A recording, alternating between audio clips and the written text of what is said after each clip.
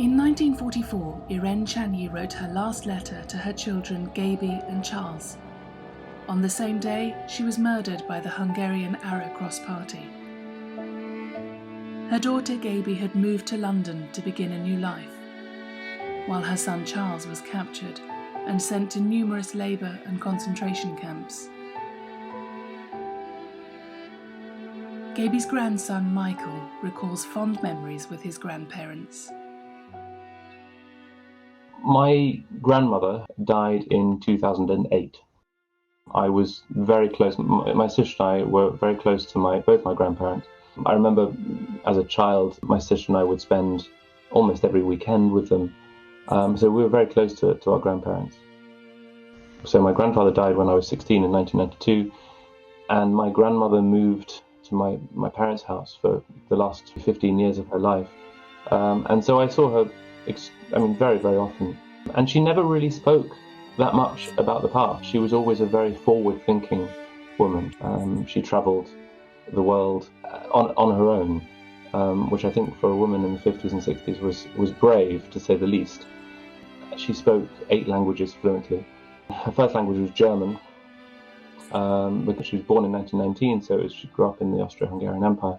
The second language was what she considered to be the peasants' language, which was Hungarian. And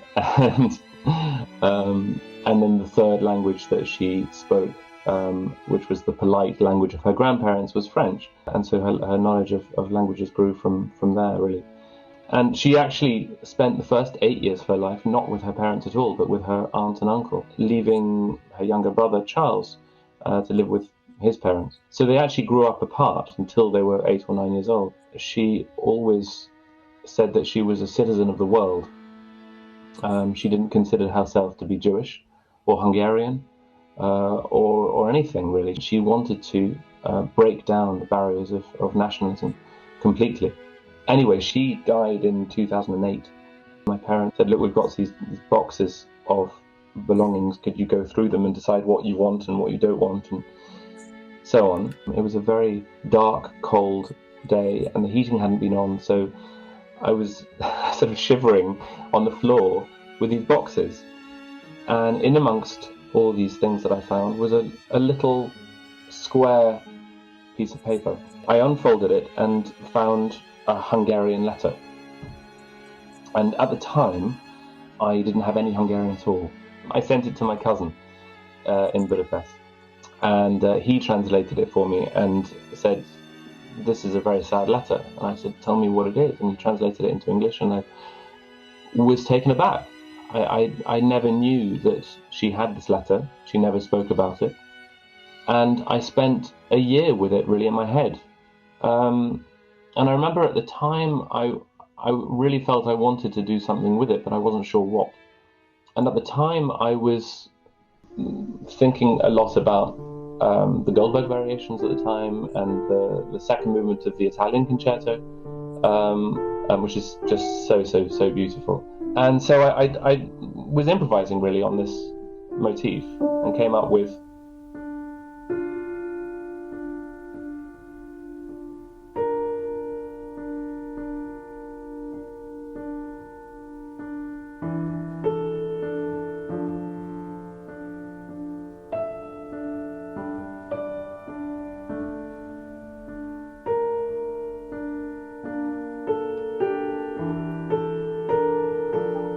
So you've always got that bit of tension resolving. Yes. Yeah, there's a pulling and bringing back. Pulling, bringing up, pulling back, which is very Bachian, really. That opening is so simple and quite reminiscent of that, the second movement, the Italian concerto.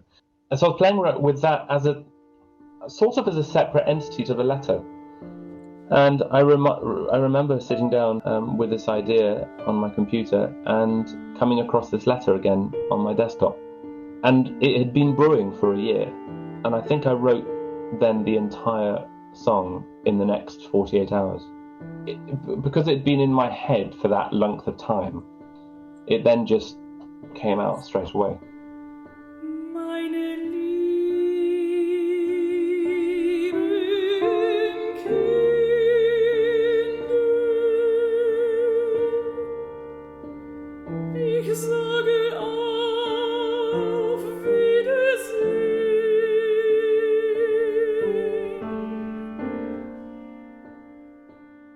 I think that what's really evident in your writing, and the way that you set the words, that love was very much a central theme and remains a central theme in your family. And it's so obvious how close you all are, and you and your sister as well. I know your sister a little bit. And in an interview that your great uncle Charles gave, he speaks to this sort of unbreakable love between him and his mother, and him and his sister, and all of them together. It just seems to be such a central part of your entire family. So it's just wonderful to have that love brought out in such a heartbreaking way, in the song. But I'd really love to talk a little bit about great uncle Charles. Charles remained in Hungary, in Budapest, and was captured, was he not, by the Nazis, and spent some time in concentration camps. Would you like to talk a little bit about that? Yeah, he gave a very long interview for a French Holocaust Memorial Foundation a good 15 years ago now. So Charles died in 2013, and I think this interview must have been given around about 2000, 2003, something like that. So yeah, I mean, he had a quite extraordinary life. Because he was Jewish, he wasn't allowed to study at university. He did try. He went to Italy to try and study in university there, and eventually they adopted this very similar policies to the Hungarians soon after he arrived, so he had to go back to Budapest. Unable to escape the grip of the far right, Charles was captured.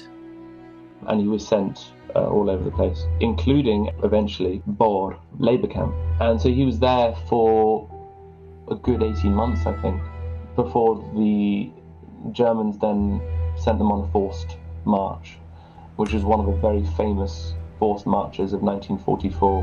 And it started off with tens of thousands of inmates, and it ended up with a few hundred, because most of them had been shot or died of starvation or fatigue on the way. Then came one of the most challenging experiences for Charles.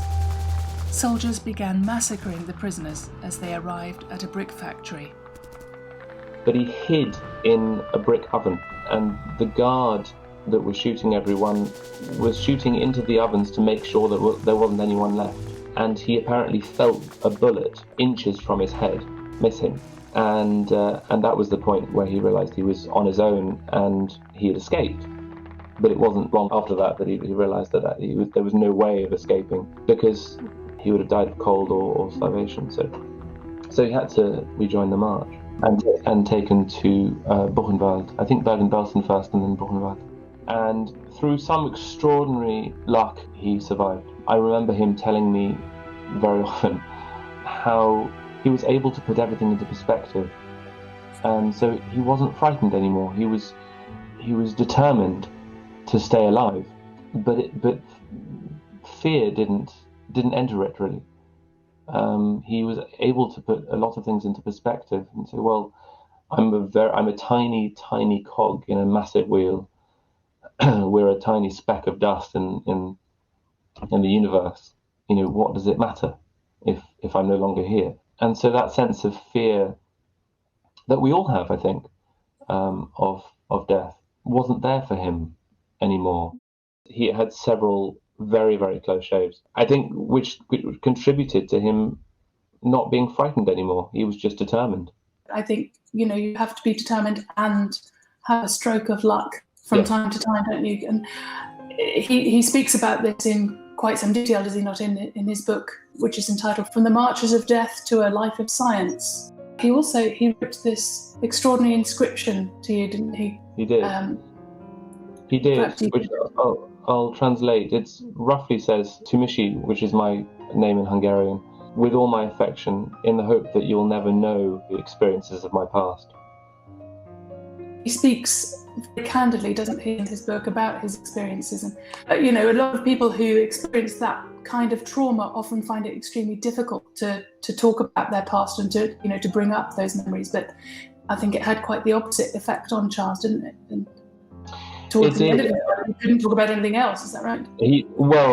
As he got older, he he wasn't able to talk about anything else. I mean, when he was finally rescued by the Red Cross in Buchenwald in 1945, he chose to go with the French van rather than the American or the British Red Cross van, or the Hungarian for that matter. When asked where he was from, he didn't say he was from Hungary because he didn't want to go back to a Nazi sympathising country. So he chose France, and he ended up in Paris. And the place to congregate for the prisoners in Paris was Hôtel Laetitia, and they asked him, would you like to become a French citizen? Much easier in those days. He said, yes, please. And so he got his French papers almost straight away.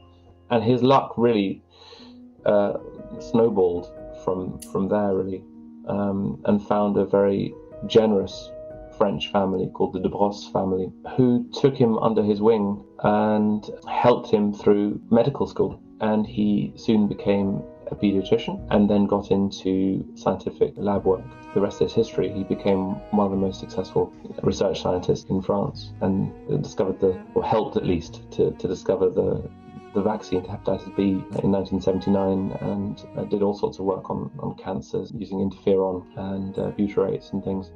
Charles used interferon as an experimental treatment for cancer. That had, in his own lab, that had extraordinary success. He had a 99% success rate across all cancers using interferon and a series of butyrates. And he tried for years and years and years to get that approved and circulated. And I think the work that he did is still being continued to this day in the same laboratory in Paris.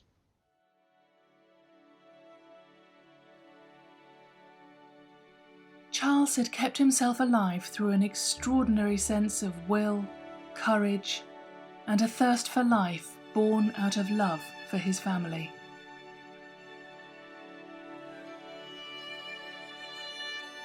After the war, he and his sister were reunited and spent many years travelling between London and Paris to visit one another.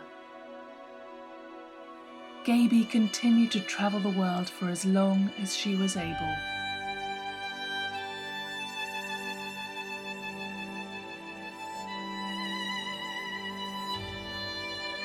We will never fully know what happened to their mother in the last days of her life.